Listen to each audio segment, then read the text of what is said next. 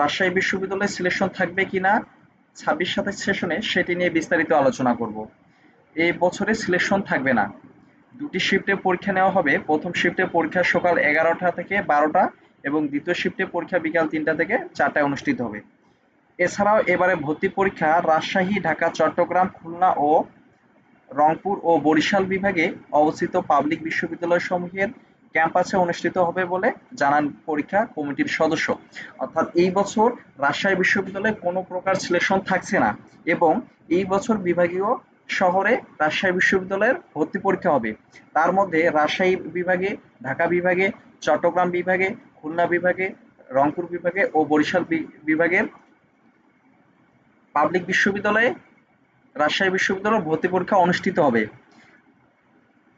তো তোমরা যারা রাজশাহী বিশ্ববিদ্যালয়ে ভর্তি পরীক্ষা দিবে তোমাদের সময় জানিয়ে দিয়েছে এবং কোথায় পরীক্ষা হবে, সিলেকশন থাকবে কিনা বিস্তারিত জানিয়ে দিয়েছে।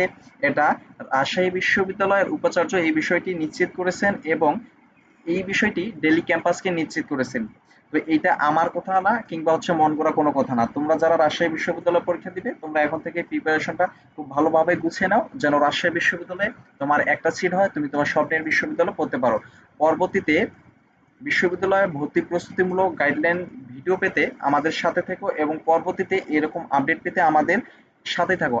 তোমরা যারা ফেসবুক পেজ থেকে ভিডিওটি দেখতেছো আমাদের পেজটি ফলো দিয়ে রাখতে পারো এবং যারা ইউটিউব চ্যানেল থেকে ভিডিওটি দেখতেছো আমাদের ইউটিউব চ্যানেলটি সাবস্ক্রাইব করে রাখতে পারো। আমাদের পেজের নাম বিশ্ববিদ্যালয় ভর্তি গাইডলাইন ইওর মেন্টর এবং আমাদের ইউটিউব চ্যানেলের নাম ইজ এসসি টু অ্যাডমিশন। তোমরা সবাই ভালো থেকো, সুস্থ